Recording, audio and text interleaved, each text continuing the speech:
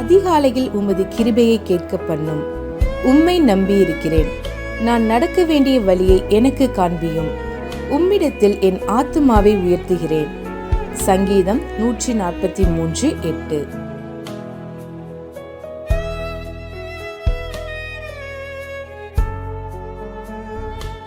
Cause me to hear thy loving kindness in the morning, for in thee do I trust. Cause me to know the way wherein I should walk, for I lift up my soul unto thee. Psalms 143:8. இரட்சகருமாகிய இயேசு கிறிஸ்துவின் நாமத்தினாலே God Goes His Ministries-இன் YouTube channel வாயிலாக உங்களை சந்திப்பதில் பெரும் மகிழ்ச்சி அடைகிறேன். இந்த புதிய நாளிலே தேவனாகிய கர்த்தர் நம்மை நினைத்து ஆசீர்வதிக்க விரும்புகிறார். கடந்த நாட்களிலெல்லாம் நம்மை பாதுகாத்து இந்த நாளுக்குள் பிரவேசிக்க நமக்கு இரக்கம் பாராட்டியிருக்கிற தேவாதி தேவனுக்கு ஸ்தோத்திரம் உண்டாவதாக. அவருடைய இரக்கங்களும் அவருடைய தயவும் அவருடைய கிருபையும் நம்மை ஒவ்வொரு நாளும் பின்தொடர்ந்து கொண்டிருக்கிறதினாலே தொடர்ந்து நாம் கர்த்தருக்கு நன்றியுள்ளவர்களாய் இருப்போம். கர்த்தர் நமக்கு சொன்னவைகளையெல்லாம் நிச்சயம் நமக்கு செய்யத்தான் போகிறார். தேவன் செய்ய போகிற அதிசயமான காரியங்களை எதிர்நோக்கி காத்திருப்போம். நம்முடைய நம்பிக்கையிலே விசுவாசத்திலே உறுதியாய் நாம் தரித்திருப்போம். தேவனாகிய கர்த்தர் ஒவ்வொரு நாளும் நம்மோடு பேசும்படியாய் கொடுக்கிற ஒவ்வொரு வார்த்தைகளையும் பற்றி கொள்வோம். ஏனெனில் கர்த்தருடைய ஒவ்வொரு வார்த்தையிலும் ஜீவன் உண்டு. அந்த ஜீவனுள்ள வார்த்தைகளை நம்பி காத்திருப்போம். தேவனாகிய கர்த்தர் பெரிய காரியங்களை செய்வாராக. ஆமென்.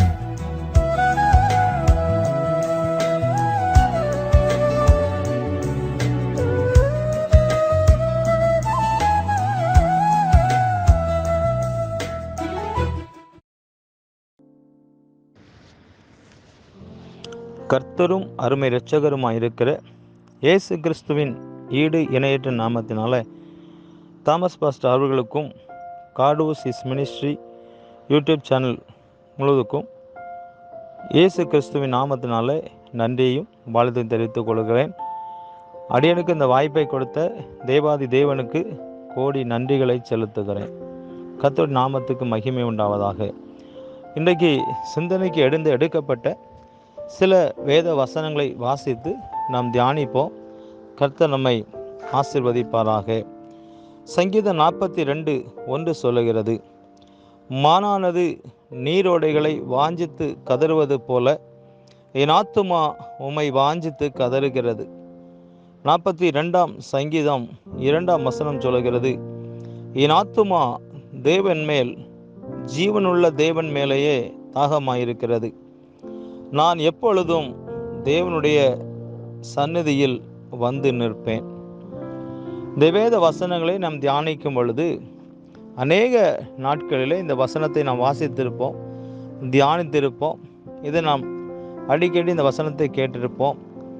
ஆனால் இன்றைய நாளில் இந்த வசனம் நம்மோடு கூட பேசுவதற்கு, இந்த வசனம் நம்மோடு கூட இடைப்படுவதற்கு, இந்த வசனம் நம்மை படிப்பிப்பதற்கு, தேவனுடைய கிருபை விளங்குவதற்கு, கர்த்தருடைய நாமம் இதன் மூலமாய் மகிமைப்படுவதற்கு, தேவ நாமத்துக்கு மகிமை உண்டாவதாக.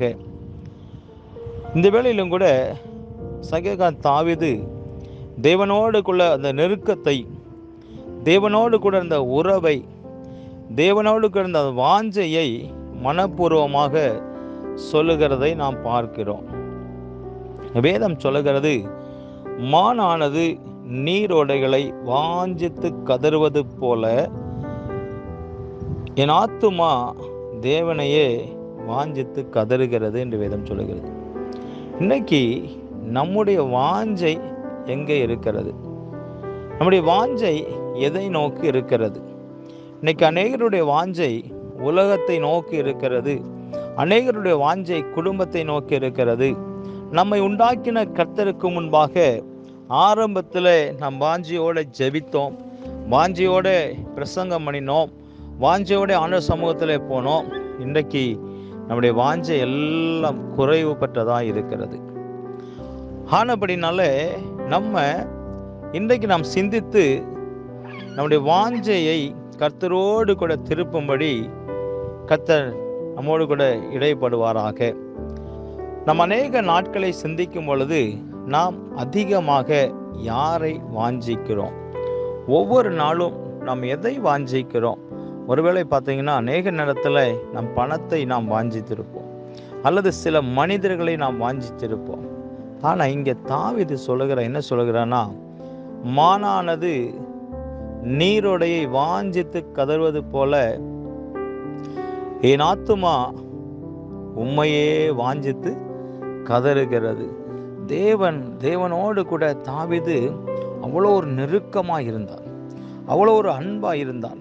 அதனால தான் இந்த வாஞ்சையை பார்த்த தேவன் சொல்லுகிறார், தாவீதை பார்த்து இவன் என் இருதயத்துக்கு ஏற்றவன் என்று சொல்லுகிறான்.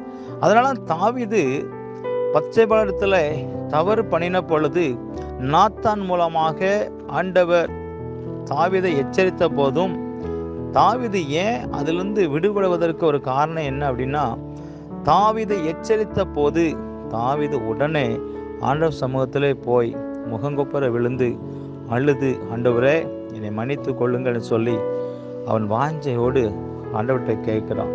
அதைத்தான் ஆண்டவர் விரும்புகிறான். இன்னைக்கு நம்ம அநேக நேரங்களில் எவ்வளோ காரியங்களை செய்தாலும் நாம் போய் ஆண்டவர் சமூகத்தில் விழுந்து என்னை மன்னிச்சுக்கோங்கன்னு சொல்வதற்கு நாம் நினைச்சிடும், பின்வாங்குகிறோம். ஆனால் ஆரம்பத்தில் நாம் செய்த காரியங்கள், ஆரம்பத்தில் வாஞ்சியோடு கேட்ட காரியங்கள் இன்னைக்கு எல்லாம் குறைவுபட்டு போயிட்டு. அடுத்து அந்த சங்கீதம் 42:2 சொல்லுகிறது, என் ஆத்துமா தேவன் மேல், ஜீவனுள்ள தேவன் மேலேயே தாகமாயிருக்கிறது.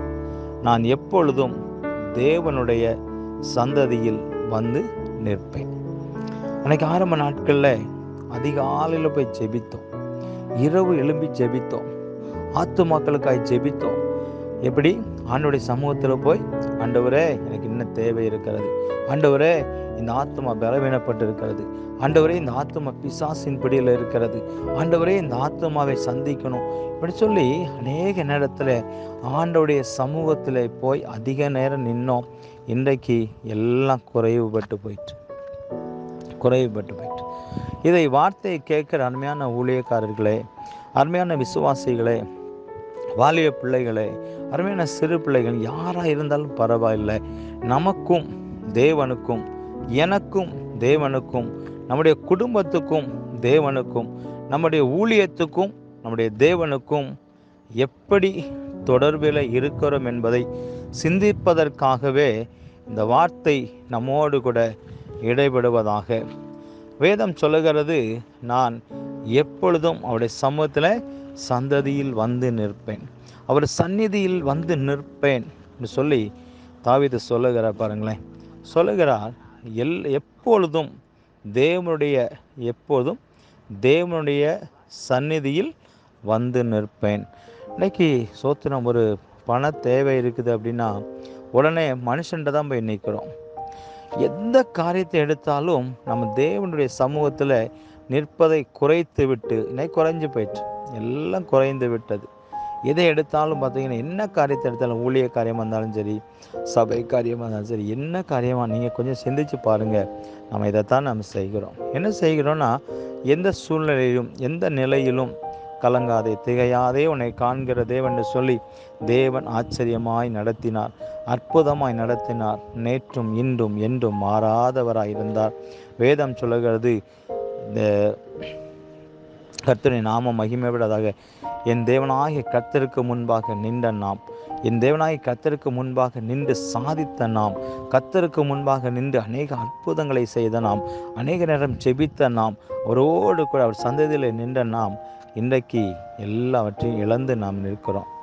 ஆனால் கலங்க வேண்டாம், திகைய வேண்டாம். ஆண்டு சொல்லுகிறார், நீ கலங்க வேண்டிய தேவையில்லை, நீ திகைக்க வேண்டிய தேவையில்லை. மறுபடியும் என்னுடைய சந்தையில் வந்து நில்லு, நான் என்ன செய்வேன், உன்னோடு கூட பேசுவேன். என் சந்தையில் வந்து நில்லு, நான் உனக்கு அற்புதங்களை செய்வேன். மறுபடியும் நீ தாகத்தோடு கேளு. வேதம் சொல்கிறது, தாகம் உள்ளவன் மேல் தண்ணீரையும் வறண்ட நிலத்தின் மேலும் ஆறுகளையும் ஊற்றுவேன் என்று சொன்னார். இது வார்த்தை அல்ல, கர்த்தர் கொடுக்கிற தீர்க்க தரிசனம். இது வார்த்தை அல்ல, இது சாதாரணமான வார்த்தை அல்ல. வேதம் சொல்கிறது, இந்த வார்த்தை போய் அது வெறுமையாக திரும்புவதில்லை. ஏன்னு சொன்னால் அந்த வார்த்தை அதனுடைய வேலைகளை, அவருடைய கிரியையை செய்யாதபடி மறுபடியும் எதனை செய்யல திரும்புவதில்லை. இந்த வார்த்தையை கேட்கிற அருமையானவர்களை, இந்த வார்த்தையை கேட்டு ஆண்டவர் சமூகத்தில் மறுபடியும் வந்து நில்லுங்க. ஆண்டவர் உங்களை பயன்படுத்துவார். நீங்கள் ஆண்டவர் சமூகத்தில் நில்லுங்க, கர்த்தர் உங்களோட பேசுவார். ஒருவேளை நினைக்கலாம், இல்லை எனக்கு முன்னாடி மாதிரி ஜெபிக்க முடியலை, எனக்கு அதிகமான பலவீனமாக இருக்குது, இல்லை சோர்வுகளாக இருக்குது, இல்லை நான் நெருக்கப்படுகிறேன், நான் நிறைய உடைக்கப்பட்டுட்டேன், நான் அநேகரை நம்பி நான் உடைக்கப்பட்டேன், இன்றைக்கி எல்லாத்தையும் இழந்து போய் நிற்கிறேன், என்னை கண்ணீரோடு நிற்கிறேன், இன்றைக்கி சில வேளையில் கடன் பிரச்சனையோடு நிற்கிறேன், இன்றைக்கி என்னால் எழும்பி இந்த ஊழியத்தை செய்ய முடியலை, நான் எழும்பி என் குடும்பத்தை கவனிக்க முடியல, எழும்பி இந்த காரியத்தை நான் செய்ய முடியலை, அந்த அளவுக்கு நான் உடைக்கப்பட்டும் சோர்ந்து போய் இருக்கிறேன் அப்படின்னு நீங்கள் சொல்கிறீங்களா? பயப்படாதீங்க, கலங்காதீங்க. வசனம் சொல்வது, கர்த்தர் என் மேய்ப்பராயிருக்கிறார், நான் தாழ்ச்சி அடையேன். கர்த்தர் என் மேய்ப்பராயிருக்கிறார், நான் தாழ்ச்சி அடையேன். வசனம் சொல்கிறது, நம்மை உண்டாக்கின தேவன், அவர் தூங்குவதும் இல்லை, ஒருங்குவதும் இல்லை. வசனம் சொல்லுகிறது, நான் உன்னை விட்டு விலகுவதும் இல்லை, உன்னை கைவிடுவதும் இல்லை. உங்களை கொண்டு செய்யக்கூடிய காரியத்தை உங்களை கொண்டே செய்வார். நம்மை கொண்டு செய்யக்கூடிய காரியத்தை நம்மை கொண்டே செய்வார். உன்னை கொண்டு செய்யக்கூடிய காரியத்தை உன்னை கொண்டே செய்வார். யாரானாலும் சரி, போக்கு செலவனுக்கு இடமில்லை என்று ரோமர் எழுதின புஸ்தகத்தில் 2ஆம் அதிகாரத்தில் 1ஆம் வசனம் சொல்லுகிறது போல, நீங்கள் போக்கு சொல்லி தப்பிக்கலாம்னு நினைக்காதீங்க. உங்களை தான் ஆண்டவருக்கு தேவை, உங்களை தான் தேவை. மறுபடியும் வாங்க, மறுபடியும் ஆண்டு சந்தையில் நில்லுங்க. ஆண்டவர் அவர் சந்தையில் நிற்கும் பொழுது மோசையோடு முகமுகமாய் பேசின கர்த்தர் உங்களோடு கூட பேசுவார். மறுபடியும் அந்த வசனத்தை வாசித்து சொல்லுகிறேன். சங்கீதம் 42:1 சொல்லுகிறது, மானானது நீரோடையை வாஞ்சித்து கதறுவது போல என் ஆத்துமா உம்மையே வாஞ்சித்து கதறுகிறது. இந்த வார்த்தையின்படியே உங்களை நோக்கி பாருங்க, கர்த்தர் நோக்கி பாருங்க. கவலைப்படாதீங்க, திகையாதீங்க, கலங்காதீங்க. கர்த்தர் தாமே இந்த வார்த்தையை கொண்டு உங்களை ஆசீர்வதிப்பாராக. ஆமென். ஆமென்.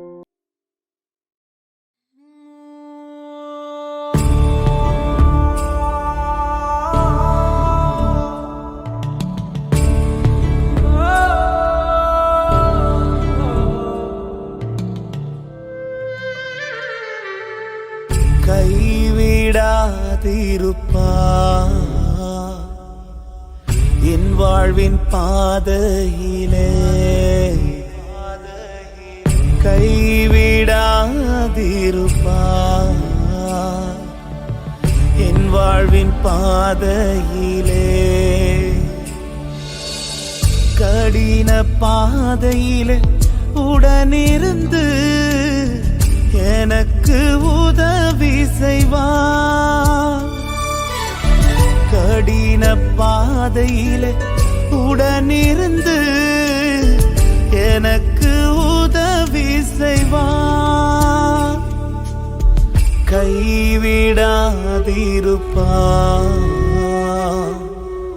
என் வாழ்வின் பாதையிலே, கைவிடாதிருப்பார்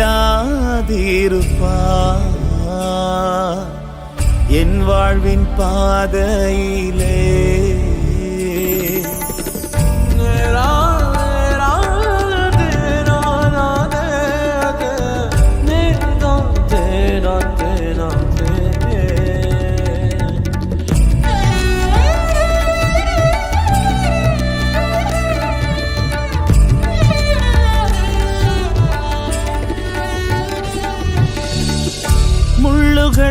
நிறைந்த இவ்வுலகினிலே லீலி புஷ்பமாய் வைத்திடுவார்.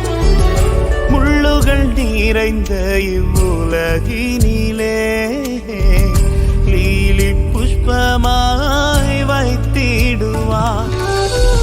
முள்ளுகள் குத்தும் போது மடிந்திடாமல் வாசனை வீச செய்வார். முள்ளுகள்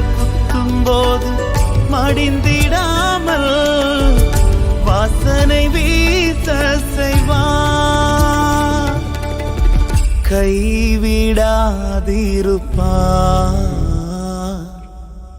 என் வாழ்வின் பாதையிலே.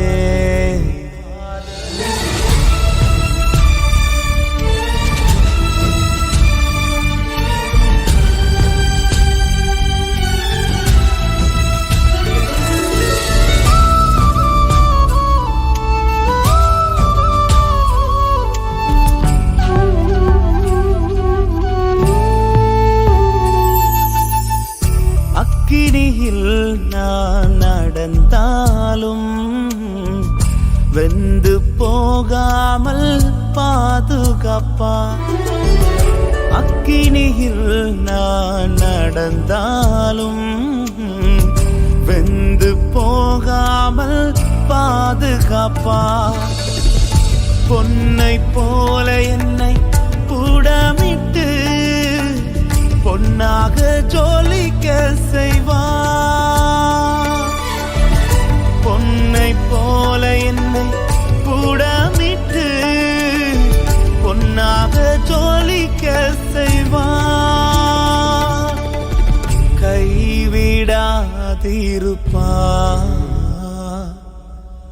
என் வாழ்வின் பாதையிலே. கைவிடாதிருப்பார் என் வாழ்வின் பாதையிலே. கடின பாதையிலே உடனிருந்து எனக்கு உதவி செய்வார். கடின பாதையிலே உடனிருந்து எனக்கு உதவி செய்வார். கைவிடாதிருப்பார் என் வாழ்வின் பாதையிலே.